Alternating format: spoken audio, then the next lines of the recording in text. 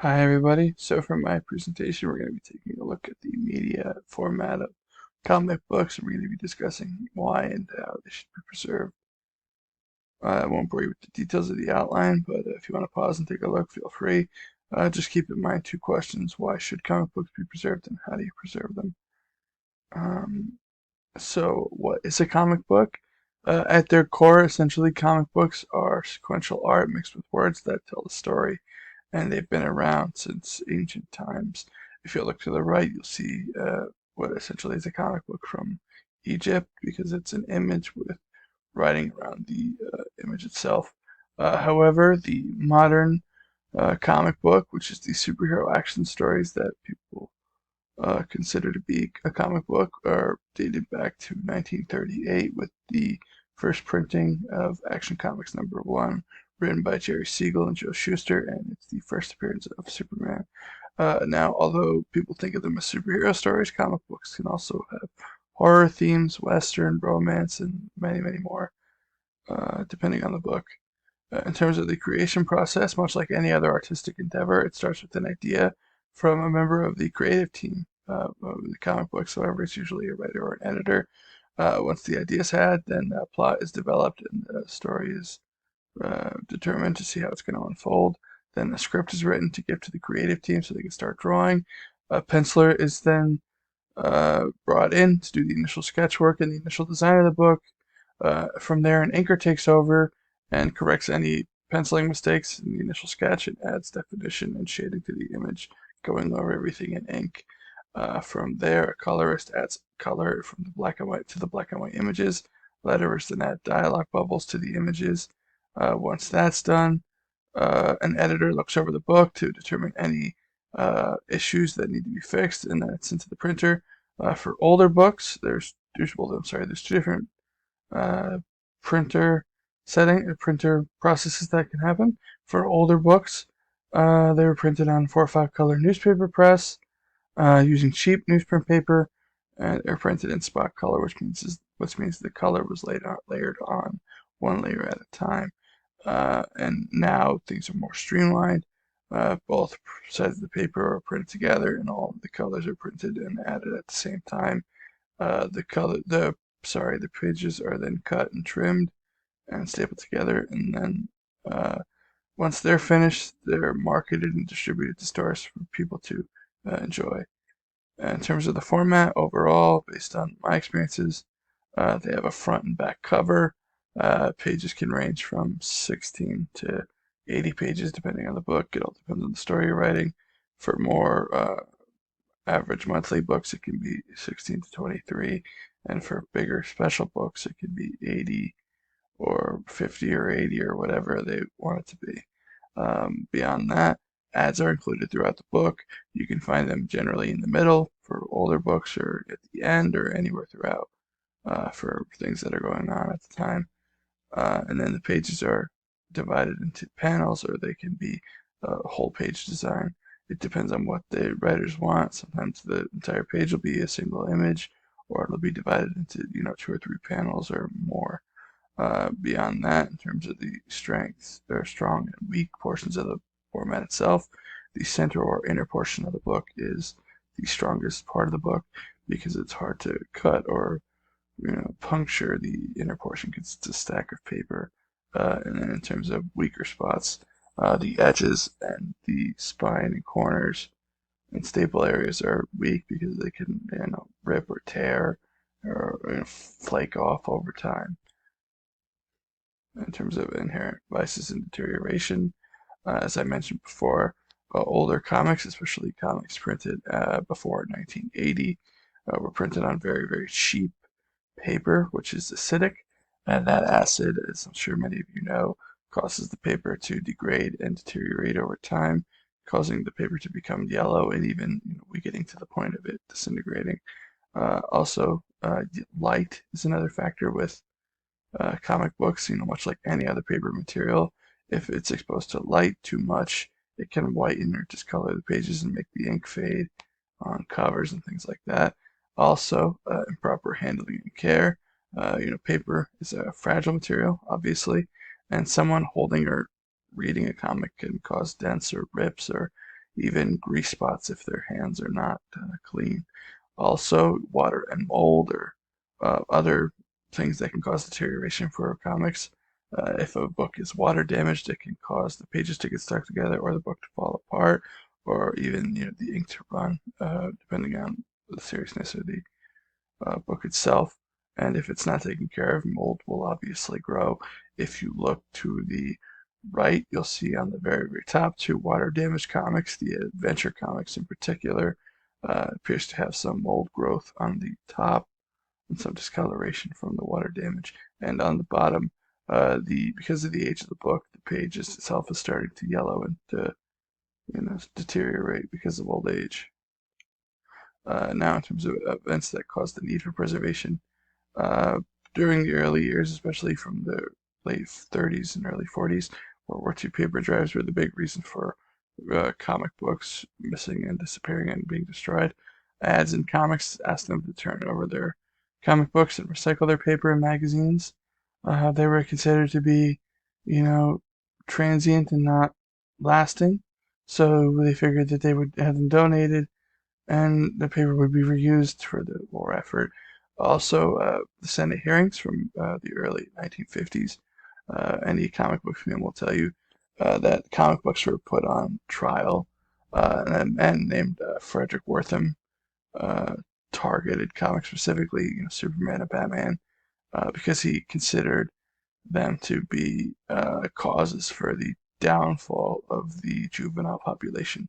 They were causing delinquency, homosexuality, violent crime, and a bunch more stuff.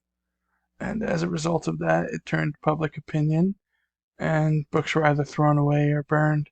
In terms of book burnings, one in particular, in Binghamton, New York, more than 2,000 books were collected in the door-to-door campaign and burned, which you can see on the right. In terms of the cultural effect of comics, comics reflected and still reflect the times that they are set in.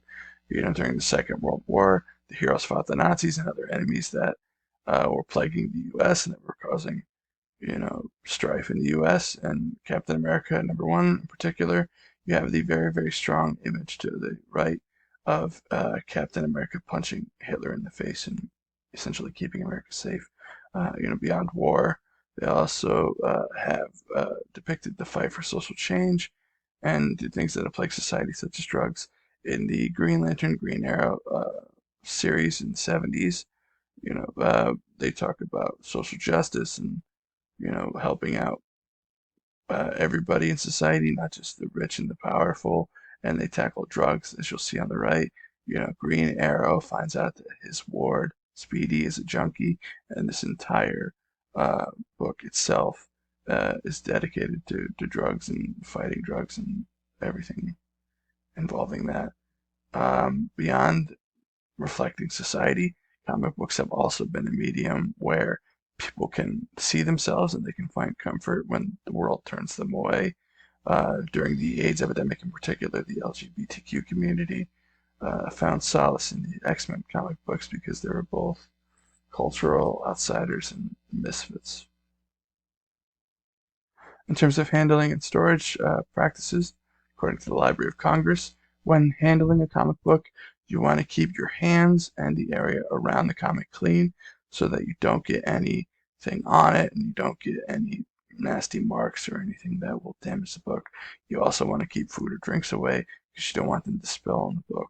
Also, you only want to open the book to 180 degrees or to lay it flat. You don't want to fold it over on itself because it can crease it or damage it or dent it, which will hurt the book. Also, you don't want to use paper clips or dog-eared pages or use acidic bookmarks because it can discolor or damage the pages. And beyond that, you don't want to use tape, glue, or rubber bands. Some glue is okay, but it depends on uh, what you're trying to do. But we'll get into the repair and reformatting in the next slide. In terms of storage, you want to store them in a clean, cool room with 35% relative humidity, no attics or basements because the temperature and everything else can fluctuate and be bad. You also want to minimize exposure to light, no direct exposure to light, and as much as possible, as minimal as possible. You also want to maintain distance from radiators and vents because they can cause it to be too warm or too cold. And you want to use supportive protective enclosures like bags and boards and buffer paper to make sure that they're properly supported and they don't crease or bend or warp over time because you didn't store them properly. In terms of repair and treatment and reformatting options, there are 9 methods. Color touch is where missing colors or defective colors in a page or cover is fixed with crayons or pastels or markers, depending on the piece itself. Piece fill replaces missing paper on the comic book using casting and donor paper from other comics or other types of paper. Tear and spine seals are pretty self-explanatory. You use paste and paper to repair tears and in the spine or any other part of the book. Reinforcement, you use paper and glue to reinforce the spine, the stable areas, and the corners and the edges so that they don't fall apart as they normally do. And also piece reattachment utilizes rice paper and various adhesives to reattach edge pieces that are broken off or pieces that are breaking off of the comic book so that the piece is whole.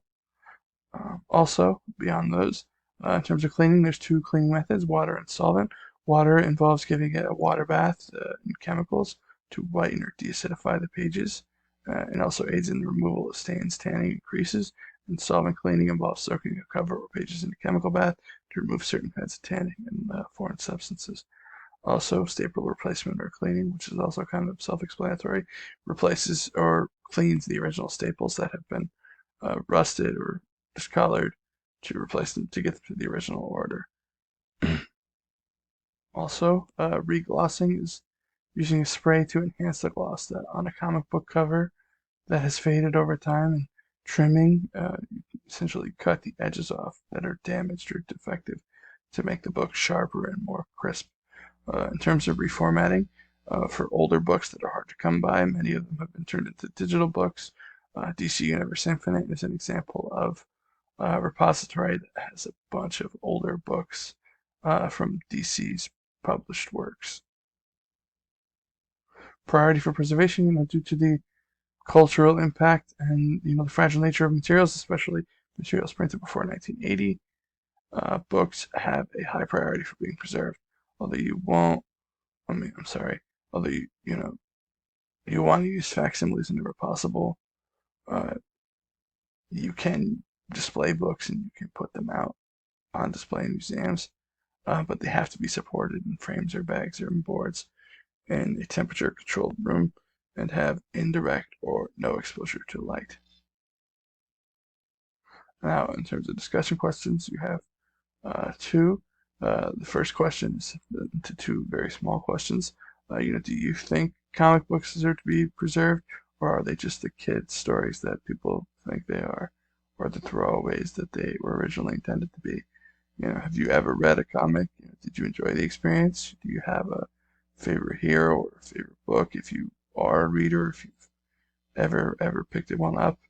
In terms of the second question, it's a scenario for you to consider.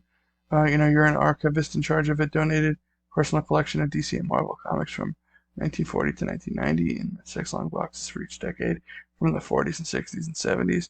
In the boxes there are several #1 issues and key issues of Captain America, Green Lantern, Iron Man, Fantastic Four, and X-Men, and in other boxes there are also key issues related to the same characters, but for the most part they're filler and unimportant books. You only have room for 3 of them in the temperature-controlled section of your library. Which boxes do you include in the section, and why? And this is just my references. Thank you for watching my presentation.